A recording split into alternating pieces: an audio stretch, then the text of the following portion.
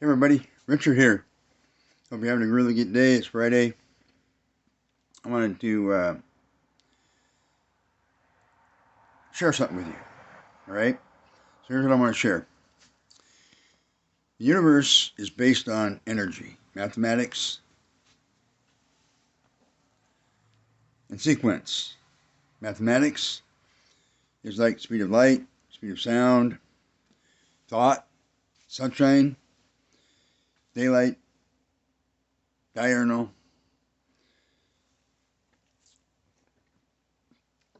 Everything is mathematics. Everything. So when you, like 2 times 2 is 4, any equation, whether it's division, multiplication, subtraction, whatever. I mean, there's still that process, but the numbers haven't changed, right?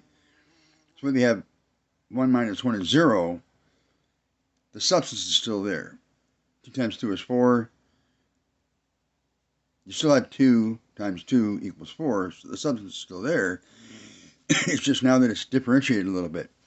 So the bottom line is, the universe is a living being. It's alive, pulsating, vibrating, just like our hearts, right?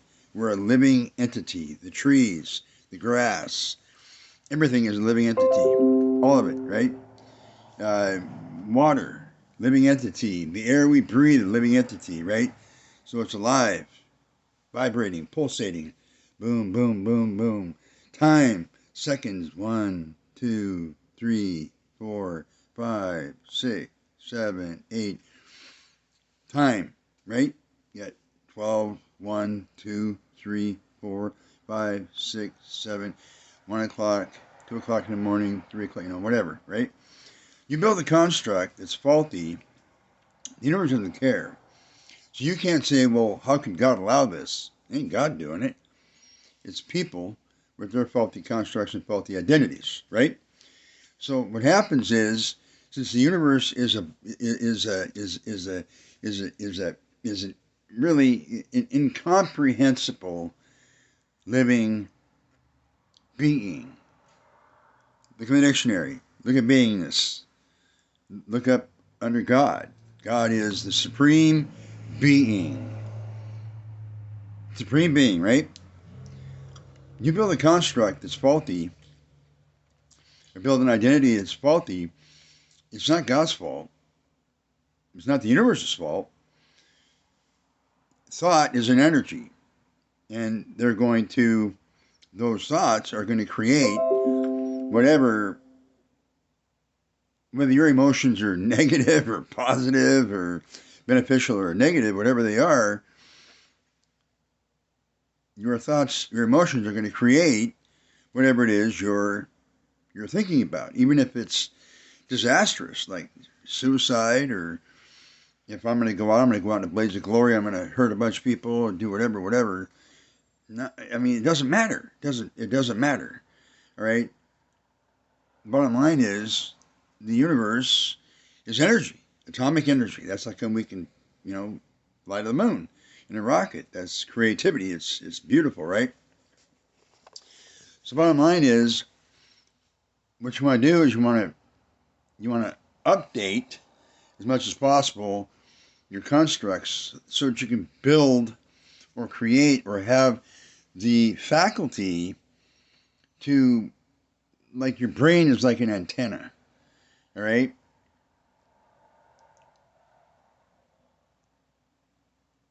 You get thoughts constantly. Every second you get thoughts.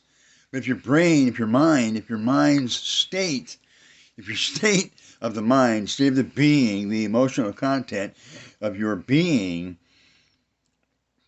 is destructive, then you're gonna, that's what you're gonna attract. If it's beautiful and positive, then that's what you're gonna attract.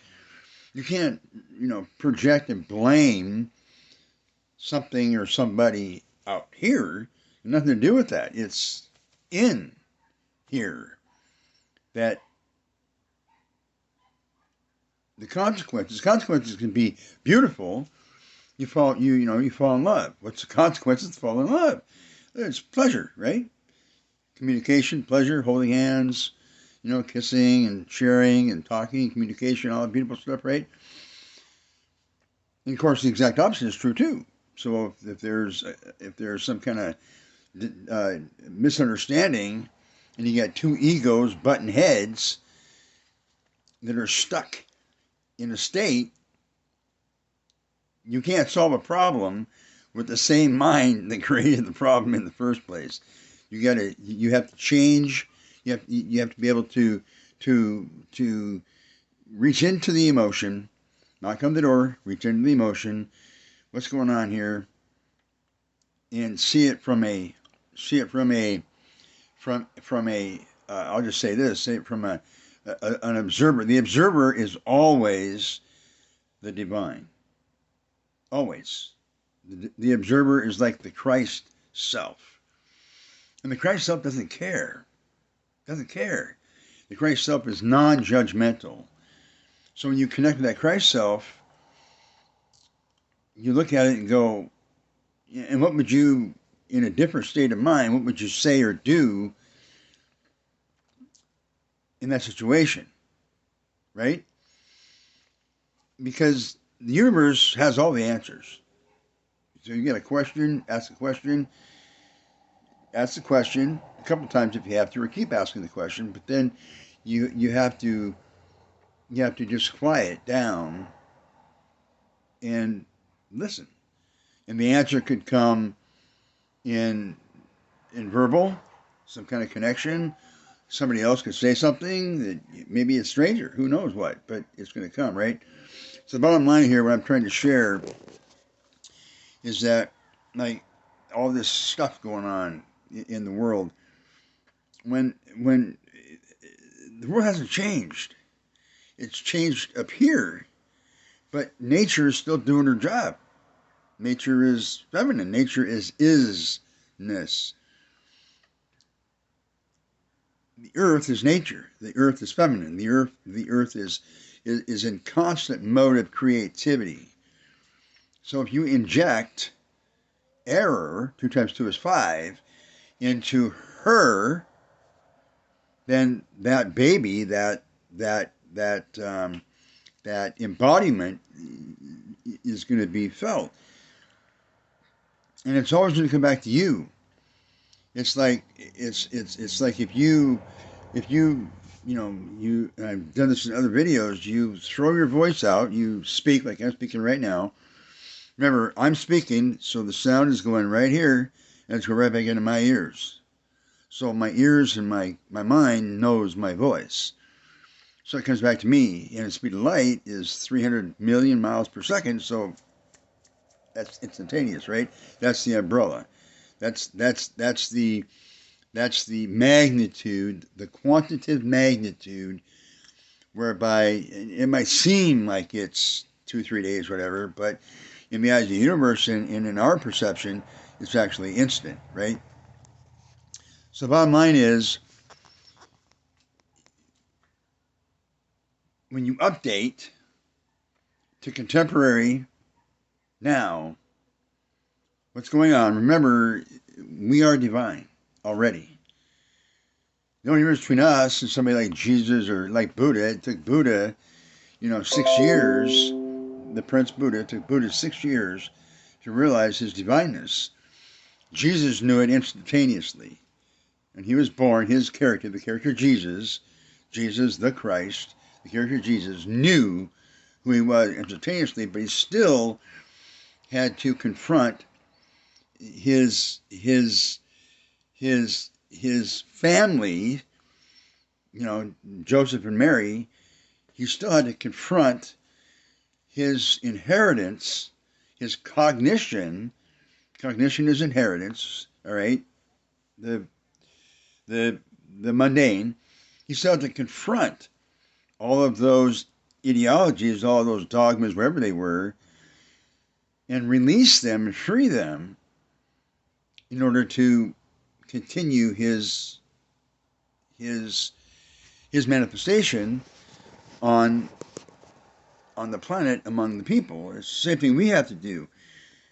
We are responsible for our cognition. We are responsible for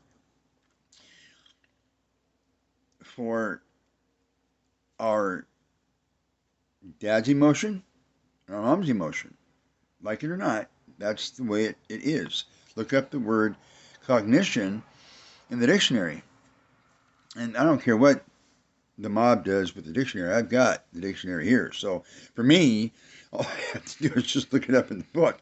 I'm going, okay, well, this is what the actual meaning is, like woman or whatever. They online, who cares? I've got my book, so I just look it up. Thank goodness for that, right? So again, it's not the universe's fault. You can't blame it on God. And these people that that are hurting folks and shooting people and all this other stuff, there's a construct that somehow in their irrational cognition they have accepted as their identity, and it's the universe doesn't care. If they decide to self-destruct and they want to take a bunch of people out with them and cause damage, and they think it's they're going to get historical or whatever. Nobody cares about them. I mean, they remember them for a day or two or a week and whatever, but it's such a travesty. And then you get somebody like Musk or Jobs. Those guys are on top of the rung. But the more we identify, and I'll call it the oversoul, that's what it is, all right? It's called the Philemon, C.G. Jung, the Philemon. Paul Brunton calls it the overself. We each, every one of us, because of our divine essence, like your temperature, right? Our temperature is 98, 98, right? Whatever our temperature is. So we have to have heat to digest food, to breathe air, to oxidize, and then get rid of whatever we don't need, to keep this moving, right? Well, what do you think? That's how come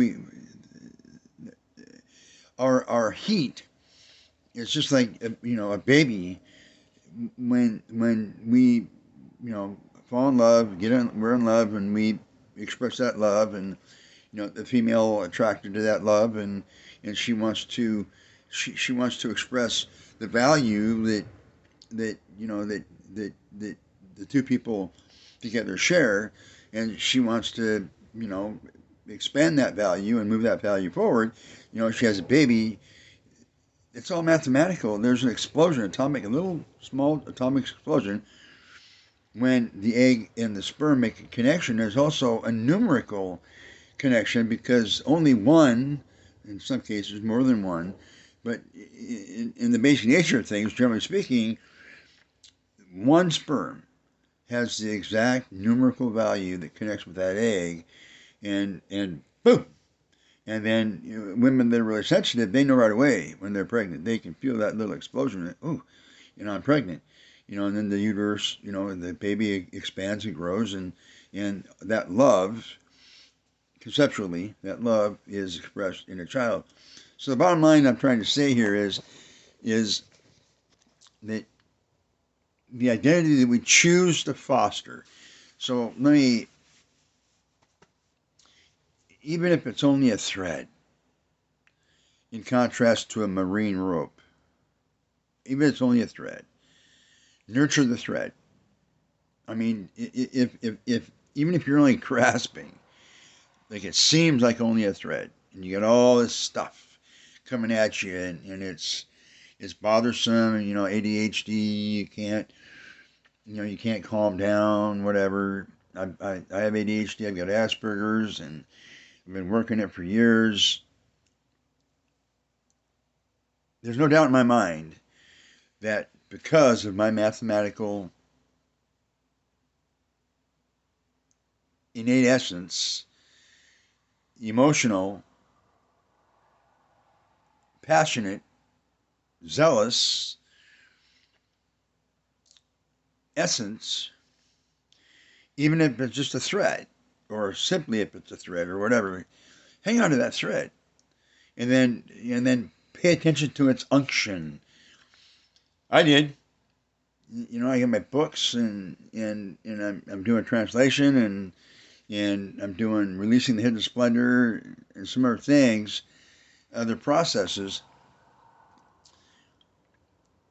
that are going to culminate into something. And I'm just now learning about imagination, and I didn't realize that having a fantasy or having fantasies, which I'll do this in another video.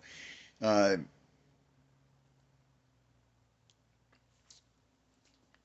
I'm reading right now a book on creativity and intuition, and I'm like, oh my God, it's really, I love information.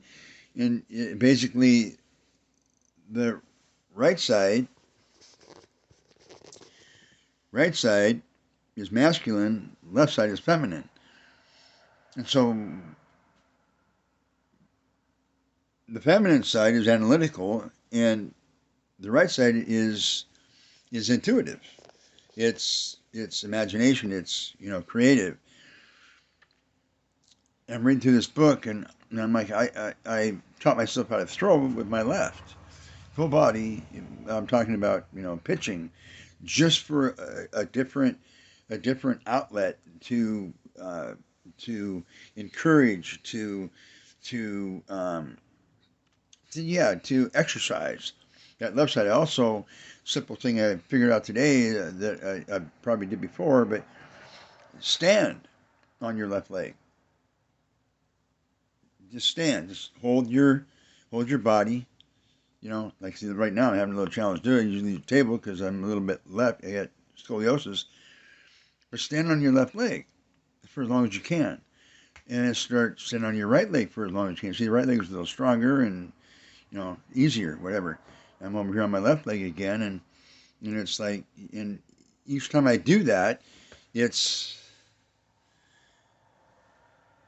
left and right, right? You're going, you're engaging the left side of your mind and the right side of your mind. And the same thing with breathing, right? You pay attention to your breathing. I did this last night. I'm going, oh my God, he's right. And so I'm breathing, and I'm noticing that one side is stronger than the other side. And it just happened to be last night. It was the left. And I'm going, I go for a power walk and come home, stretch, and then do some body squats, right?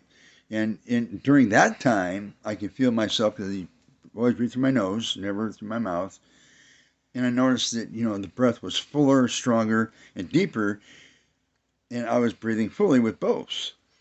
So, life, just all these little intricacies, these little vacillations of awareness. So, again, sum it up. The universe doesn't care. Doesn't care. If you develop a construct around self-destruction, then and self-destruction of your environment, then the universe doesn't care. You're going to pay for it because this is the divisor, or the thinker, the capacity to create and develop thought. All right. Not in the spirit. Like if you die, you're done. That's it. You're not creating anything anymore. You take with you whatever you have here. Like when I pass, whatever I do up in my mind, that's what I'm gonna take with me, right? Just come back and and you keep moving forward. That's what life does, moving forward. So again, ain't God's fault, not the universe's fault. People, and right now we had this huge, this it's not huge, it just seems overwhelming, but at the same time, I mean, when your constructs are so powerful that when somebody is lying to you, and when you're powerful enough, and you engage enough with your intuition instincts, you can just look at somebody and you just know that something's off, right? Because you're seeing like their aura or whatever. I won't get into that too much, but so the bottom line is, you can't fix a problem or a challenge with the same mind that created the challenge or problem in the first place. You gotta confront that mind and deal with it, and your constructs and what a construct is, the construct is like uh, the construct has emotions, but you change your constructs, and you change the world around you, and you update your constructs, into it be in alignment, to feel in alignment with the divine, because that's what we are in essence. We are already divine, and that's how we know that there's something wrong there. That's off kilter. It's got the wrong itch to it, right? And again, all these things are off the cuff. I wish that people would contact me, and because I mean, my videos are similar to others, but right now I'm like trying to figure out the tech and try to do editing, and they have podcasts and microphones and the cameras and all that kind of stuff. I don't have that right now. Well, I do kind of. I don't know how to operate them very well, but at any rate, the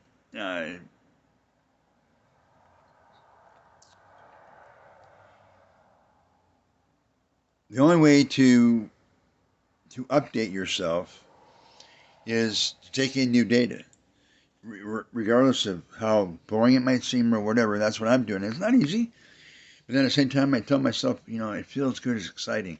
So you read more, and for me to read it, like it kind of, I like grab this and go, man, this is amazing. I got to sit back and go, wow, I got to digest this for a minute and let it set in, because it's so new, and it, it's like just like yesterday. I'm reading this book by a doctor in the '70s, right here in Seattle, and he's talking about intuition and creativity and left right, and I'm going, wow, this is really feminine and masculine, polarities or forces, left right mind, in integrating in synergy. And I'm like, wow, this is amazing. And if you can find it, good luck. But where are you?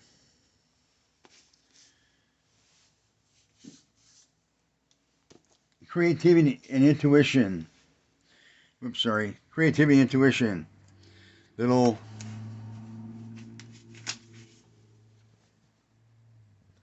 booklet.